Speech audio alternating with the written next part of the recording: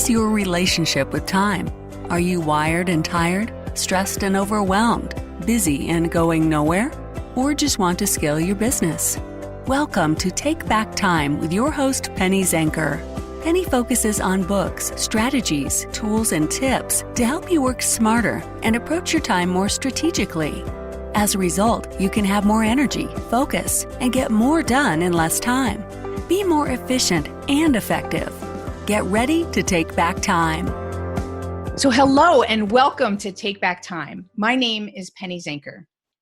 And on this show, we bring in the best experts and really try to provide you with the tips and tricks that are going to make a difference for you to take back time.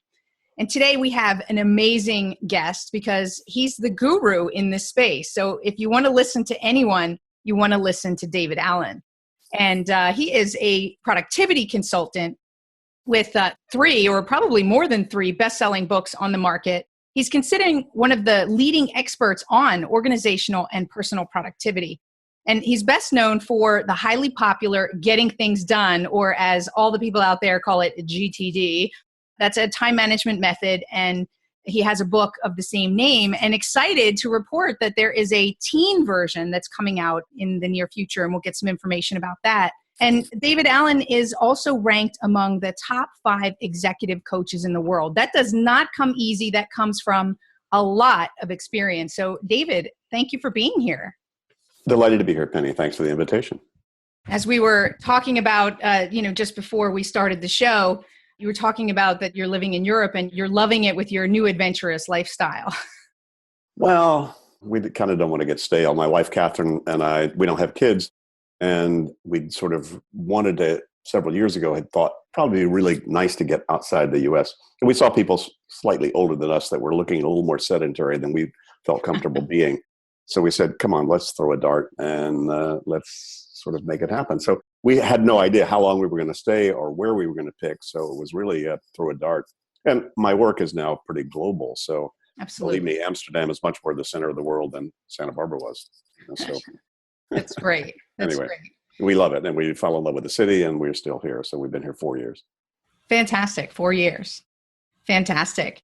So one of the things that I am curious about is what brought you, I don't know your whole backstory in the context of why you're so passionate about productivity. Like, what was the moment where you said, you know what, this is what I want to dedicate my life to? Well, I think passion is highly overrated. Frankly, whatever you're passionate about, you'll crash and burn with depression about an equal amount sometime soon. So I'm not a motivational speaker. I'm not a get up, let's go do. I'm just no high fives for you, right? No.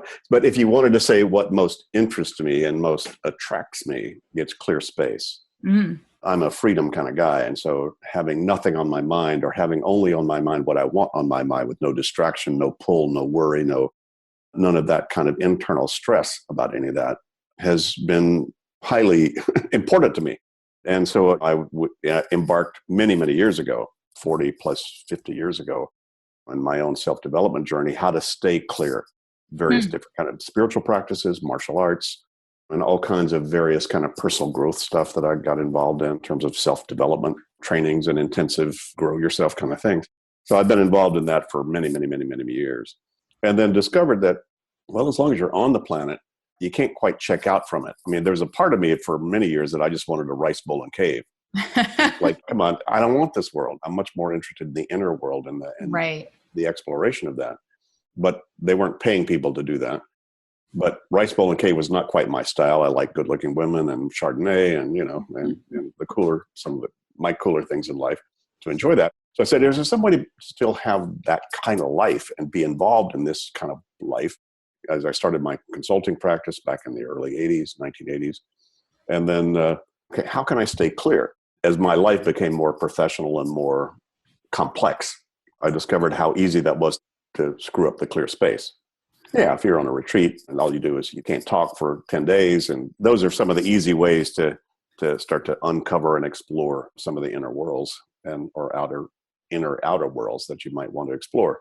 And the real challenge is when you leave that space, right? Yeah, you walk back into the tsunami. The day-to-day fire hose of life is in your face. And so how do you somehow maintain the clarity of space or know how to get to that clarity quick in case something out here in this material world disturbs you. Absolutely. And we're all disturbed, trust me. The statistics are alarming how disturbed people are in terms of emotionally drained and constantly distracted. Before we go there, I just want to get out. For a number of years, I had a different show called Take Charge of Your Productivity. And I did ask every guest one key question. And I want to ask you that here. I think I know what your answer is based on what you just said. But to simplify it, what is your definition of productivity? Achieving desired results. Okay. I was surprised it doesn't have any bit of freedom or clarity in there. No, it should achieving. If you've got a desired result you want and you're not engaged in it appropriately, you're not free. It's inherent. It owns you. Right. You're not in the driver's seat. If you go to a party to boogie and you don't boogie, that's an unproductive party. Right? That is absolutely true. Most people, their vacation takes them half their vacation to rest from the last 48 hours before they leave. Right. So if you go on a vacation to relax and you're not relaxed, you're not appropriately engaged with your commitment about relaxation or changing your environment so you can have a different perspective on life, which to me would be a desired outcome if I wanted to. I mean, life is a vacation, so I don't take vacations. I just change environments. I love that. I love that. Wow, I'm definitely going to quote that. That's going to be a quote in here. If you're present, the big key about getting things done, it's a big secret. So I'll just let you know. Just don't tell anybody this. I won't tell anybody. Yeah. Getting things done is not so much about getting things done. It's more about how do I appropriately engage with all the levels of commitments in my life that I have so that I feel comfortable about what I'm doing. So I'm present with what I'm doing so that there's no distraction. That's the best place to hit a golf ball from, fire somebody from, cook spaghetti from, tuck your kids into bed from at night is when nothing's on your mind except that. So being present with whatever your experience is, you actually don't even have to like your life to be present. So again, I'm not a motivational speaker. It would be a nice thing, though. Well, the truth is that once you're present, you will. Because you are a creative, dynamic being. And so as you start to clear the space inside your psyche of these things that would disturb that space, then you're much more likely, assuming you have an intention to appreciate that space or explore that space. See, my stuff creates space. Like without fail, I guarantee you, anybody listening to this, I absolutely will guarantee you that if you implement any version of the methodology I uncovered and packaged together in the Getting Things Done methodology, you will create more space. How you use that is totally unique to you. You may use that to be more creative or be more strategic or just be more loving and present with whatever you're doing and be able to watch your girl play soccer without being on your iPhone. I mean, oh my God, I've had testimonials from parents that said that was transformation. Yeah, absolutely. I mean, it is a proven system and you've got a cult-like following of people. And I think it's because of the results that they're getting, right? They want to share it and they're dedicated. Yeah, so, well, it works. It does. It works. And I want to talk a little bit more about the system to give people some insights. They can read your book, but I want them to hear some things from you. Sure. But I want to ask, do you ever get overwhelmed or are you always mind like water? Oh, no, I'm overwhelmed. I fall off this wagon daily. If you don't, you're probably not playing a big enough game. So it's not about always being in some sartorial on the mountaintop. Right. There's nothing wrong with that. But the whole idea is once you fall off the surfboard, you need an ankle tether to get you back on the board. Totally. So what I discovered is, and actually it's your creativity and your aspirations and your motivation that actually throw you out of your own comfort zone and throw you out of control. You just don't want to stay there, right? You have some new vision, set some new goals, have anything that's new that comes up in your life you need to deal with or you want to deal with or some new opportunity.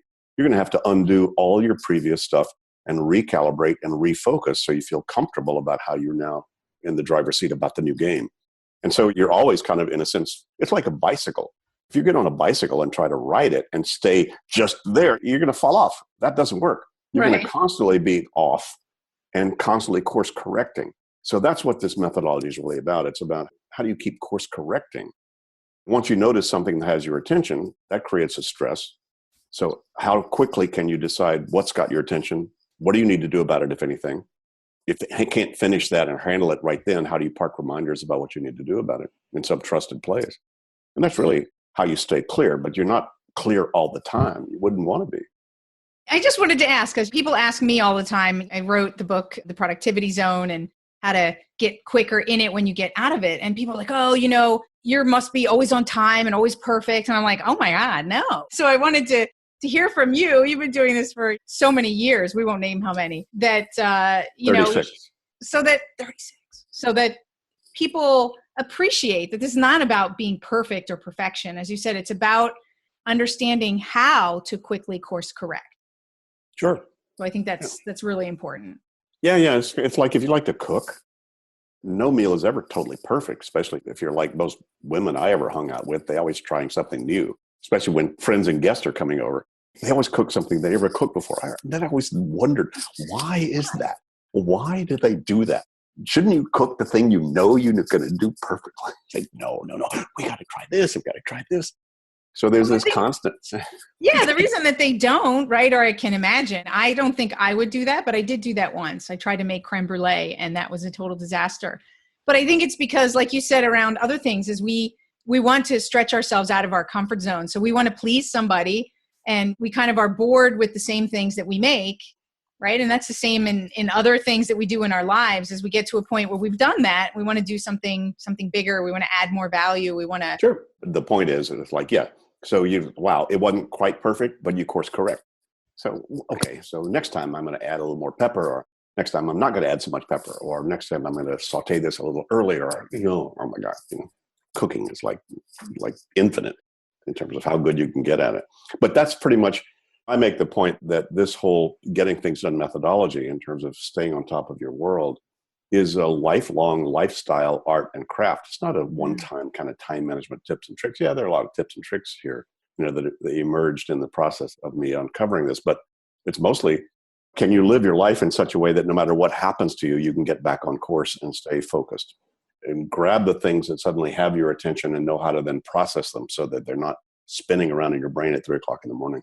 I have a lot of people who, when I have my techniques, but what do you say when people say it's just everything is urgent, so it's really hard for me to prioritize? I've got this list, but everything is top on my list.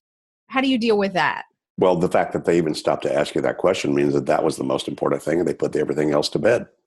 You can only do one thing at a time, so your glass is either half empty or half full, right? I really like what I chose to do right now. But the main problem is most people are not feeling appropriately engaged with all those other things. And so they keep encroaching on them, and they're trying to use their head as their office. And your head's a crappy office.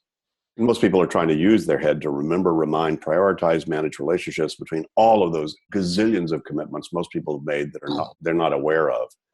I've spent literally tens of thousands of hours one-on-one with some of the best, brightest, and busiest people on the planet, getting them to unload stuff out of their head. And it is huge for anybody. So that's the thing, is it's getting it right. And that's, I know, the basis of capture it, get it out of your head to free your head space. And then when you get to some of the steps, then you're clarifying, you're organizing them. And then what does somebody do? Is the organization the priority, or how do they then decide what's the very best next thing to do? Well, if you wanted to let's skip up to the top. Do they know why they're on the planet? What's their purpose as a human being, as an entity here that's incarnated into this world? If they know that, then ask themselves which email to write first. Or should you clean your toilet right now? Or do you want to cook spaghetti right now? Do you need to take a nap right now? Or do you need to spend time with your girl right now? And I've identified the 6 horizons we have commitments. Why are you on the planet, and what are major important to you? That's horizon 5. And then horizon 4 would be, what's your vision of a successful life of implementing that? Horizon 3 would be, what are the things you need to accomplish over the next 3 to 24 months? Horizon 2 would be, what are all the things you need to maintain, like your health and your vitality and your relationships and your finances and yada, yada. Horizon 2. Horizon 1 would be, what are all the projects?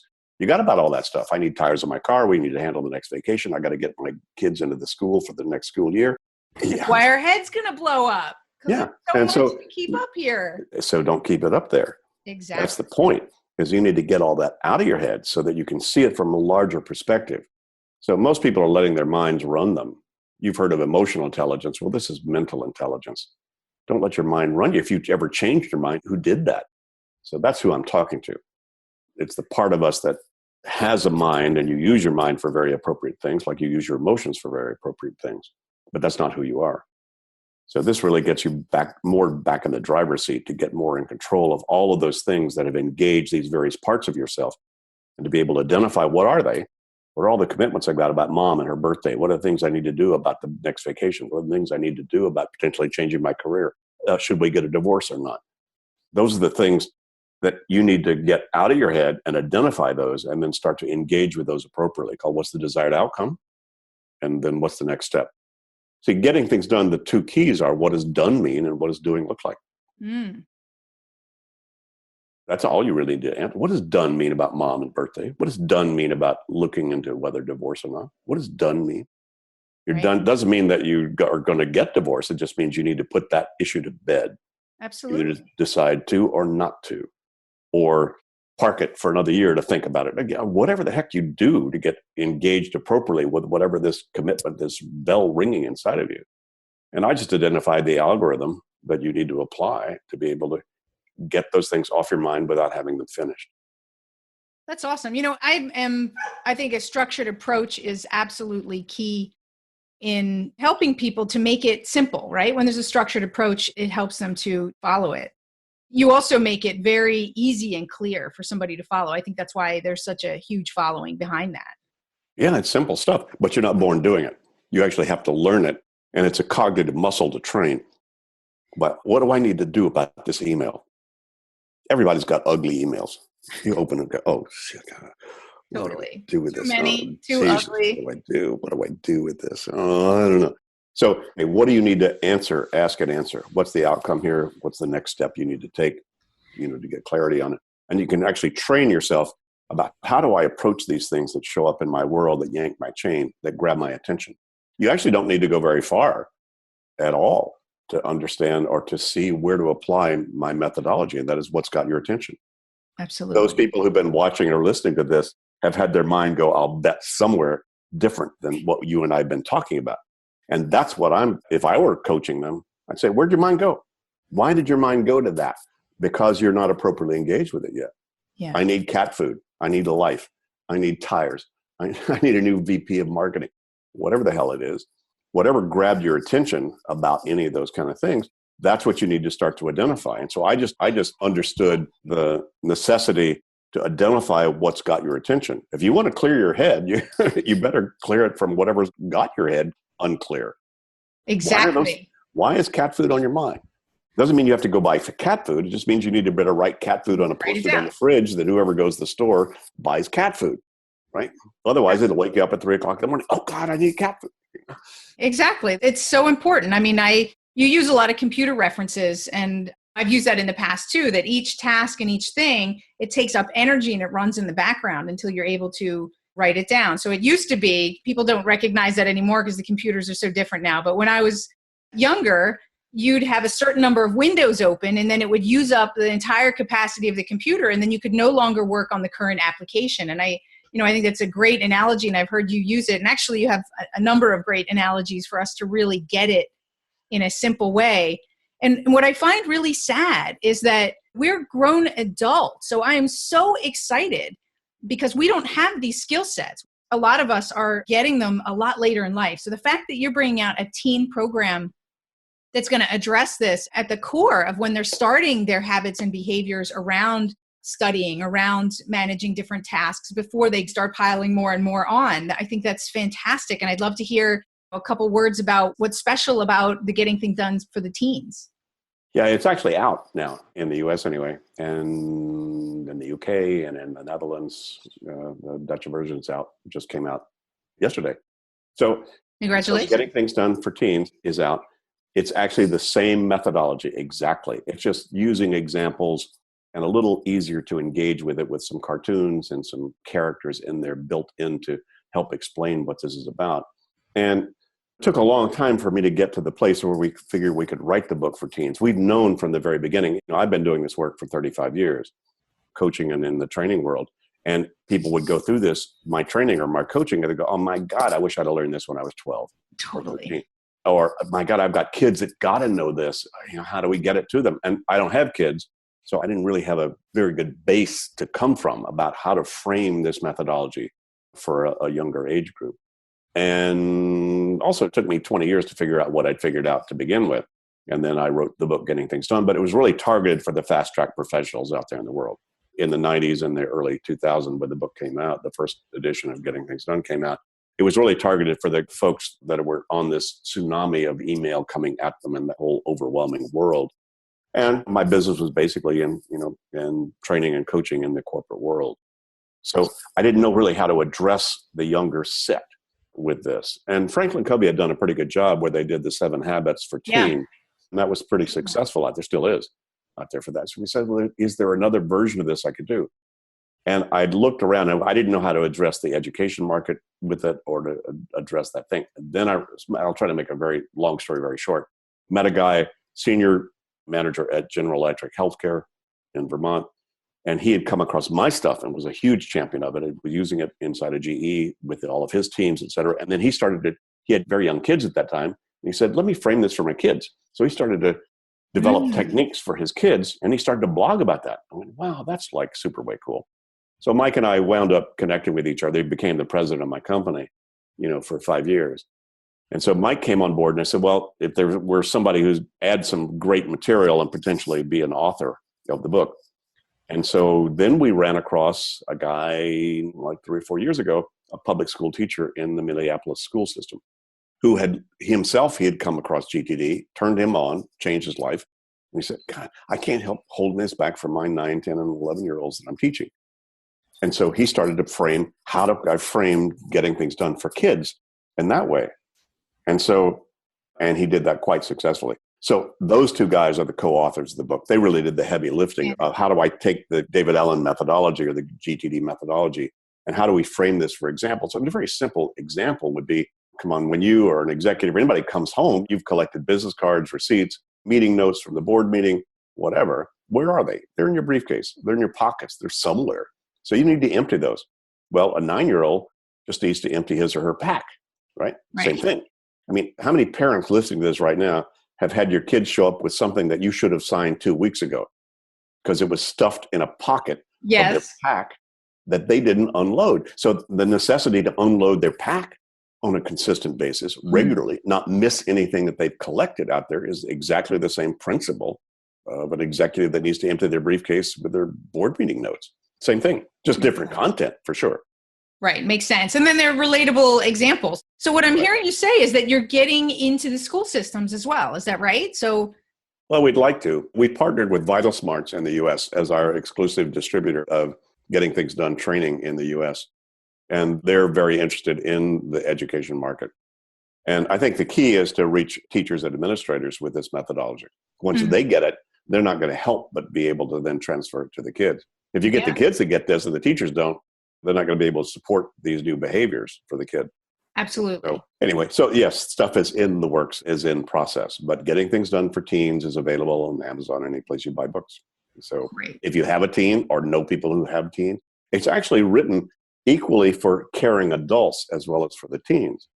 So, this is for the teachers, counselors, parents, ministers, anybody that's working with teens or young people.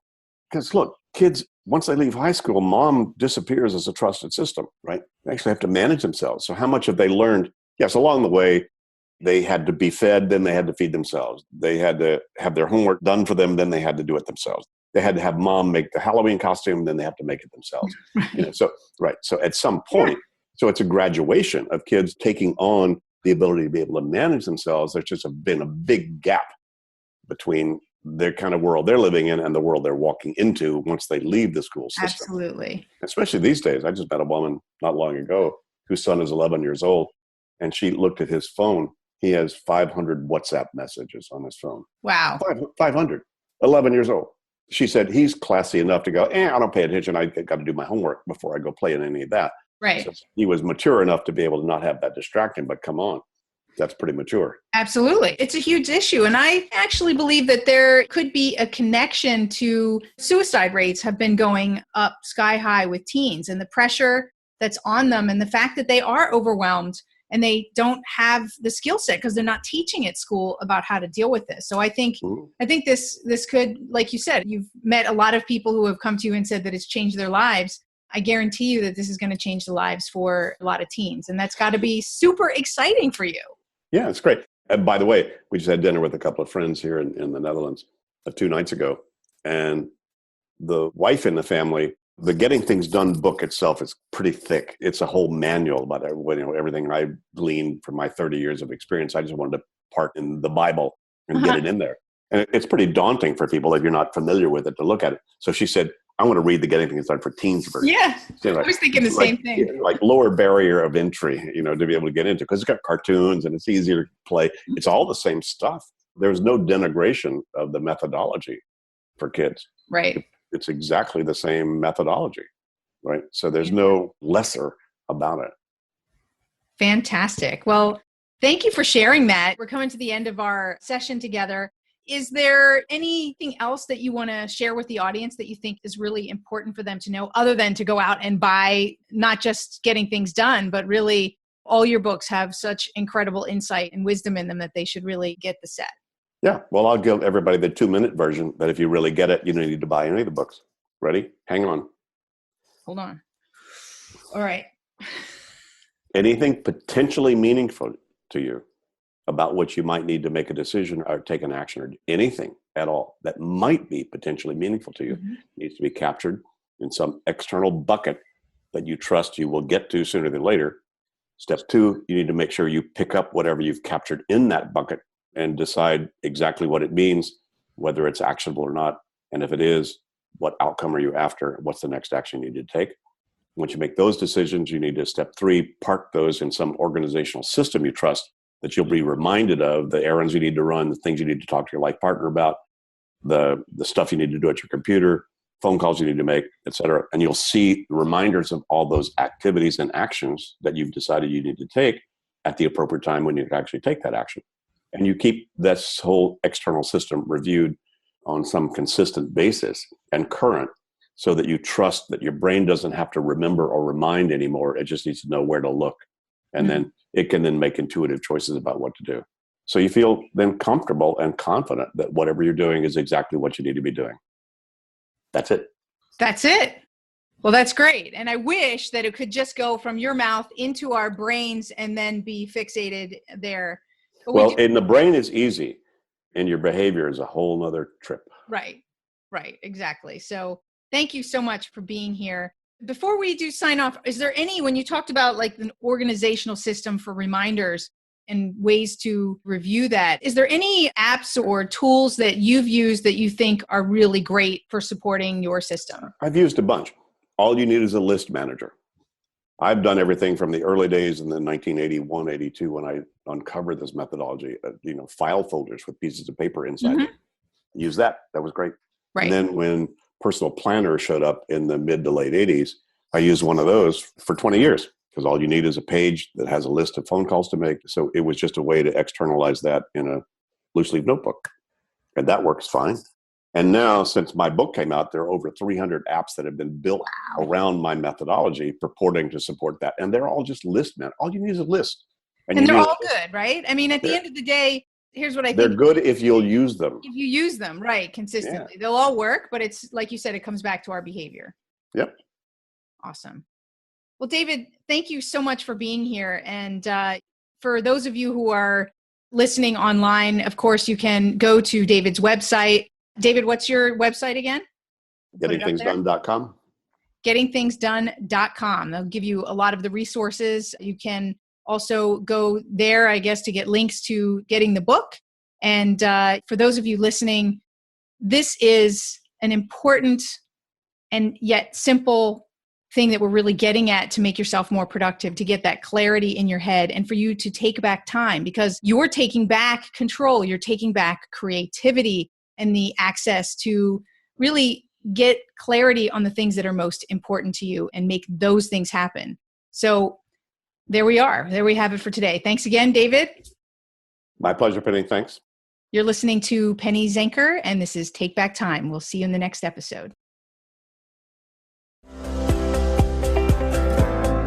Thank you for listening. Today's topic is another opportunity for you to put the knowledge you learned into practice. Tune in again next week for more strategies that will help you have more energy and focus to get more done in less time, so you can continue to take back time.